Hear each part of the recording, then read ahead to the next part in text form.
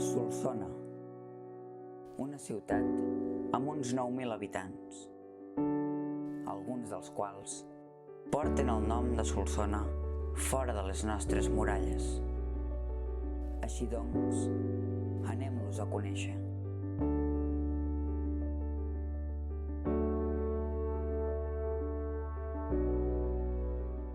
Bé, hola a tots i a totes. Com podeu veure, avui no estem en una botiga, sinó que estem en una exposició del pintor i actor Aleix Albareda.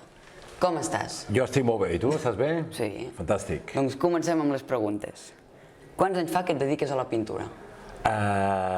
Que m'hi dediqui, dedicar, tampoc no és que m'hi hagi dedicat mai, però que pinto des de sempre, des de petit, a les parets de casa, però quadres així...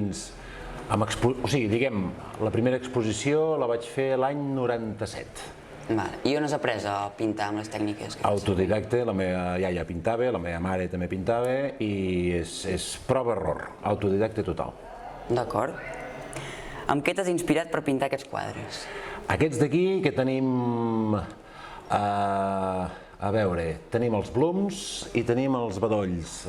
Primer van ser els Blums, que són els d'aquest any, i venen perquè abans havia pintat una altra sèrie que també eren nens, que es deien Arcs, que eren els arcàngels secundaris, i havien de ser 8, i són uns nens però que tenien un rerefons molt fosc. Eren d'aquests nens, que no sé si es pot dir per càmera, però eren nens i nenes que molt probablement es podien haver llevat a les 4 del matí, matar els seus pares i tornar-se'n a dormir. Eren una cosa molt fosca i aquests van anar a una exposició a Terrassa i van anar molt bé. Llavors vaig dir, continuarem la sèrie també sobre fusta de nens, però aquesta vegada que siguin més angelicals. D'aquells, ai, pobrets, que no saben res, que estan això inflant els globus, que ells no saben que mitja inflada més i els explotarà la realitat o el seu propi alè, el globo, a la cara.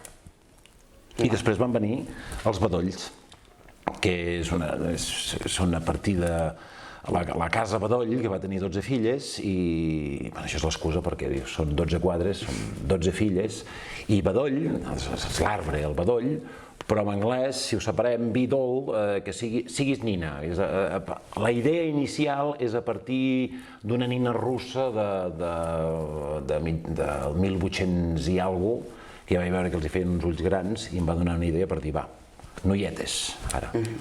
Quantes hores hi dediques a cada quadre? A cada quadre? A cada quadre no ho sé. Jo acostumo a començar-los de 2 en 2. Faig un esbós d'un i també tinc una fusta a la vora o una tela a la vora i així d'aquesta manera, quan vull provar una cosa, per no provar-ho sobre el quadre mateix, faig l'altre. I també ho faig per temps de secatge, perquè hi ha moltes coses que dius això tardarà una hora a secar-se, no m'estaré allà una hora esperant, i llavors faig l'altre. I si hi ha una cosa difícil el provo el que va menys avançat, i llavors potser va més avançat, i l'altre passa a ser el pla B, i així de vegades surten els dos, i de vegades només en surt un, o de vegades no en surt cap dels dos. O sigui, hores, depèn dels quadres, depèn. Hi ha quadres que em diuen, aquest quan tardes? Si és un quadre i m'hi dedico només amb ell, depèn, pot sortir, no ho sé, pot ser una setmana, 2 setmanes per un quadre, o hi ha quadres que saps que els hi falta alguna cosa i no saps el què, i el vas tenint allà i vas pensant a veure què, i hi ha hagut quadres que fins que no has trobat el què dius, calla, aquí li falta això, potser ha passat un any, també n'hi ha d'aquests. Jo els veia allà tenint exposats i fins que no el quadre em diu, no, a mi no em toquis més, que ja estic bé, jo allà vaig remenant. D'acord. Sobre quin material costa més pintar, sobre fusta o sobre tela? És diferent. Ara m'he trobat que sobre fusta, perquè era més la novetat. I clar, la fusta xupa molt, has de vigilar també les aiguades que fas. Aquest tipus de fusta que faig servir, que me la fan expressament, que és un tipus de fusta que va...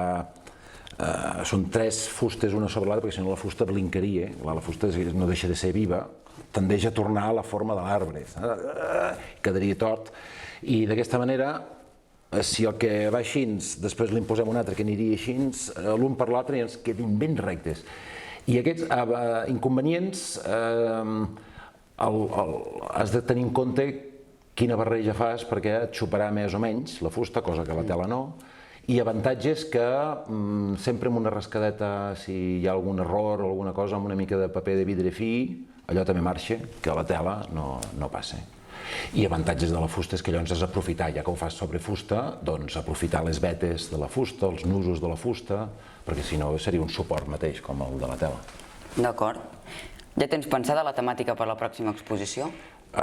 Exposició no ho sé, però les pròximes col·leccions, més o menys. L'únic que no ho puc dir perquè no és que canviï cada setmana o variïn cada setmana, sinó que quasi bé varien cada dia. Però anirà aquest format, el més segur, però encara no ho puc dir. Vull dir, encara no ho puc dir perquè encara no ho sé del tot segur, fins que no hi comenci. Doncs moltes gràcies a l'Àngel Albareda per aquesta estona que hem passat aquí fent l'entrevista i ens veiem amb tots vosaltres per la Festa Major amb les entrevistes al carrer.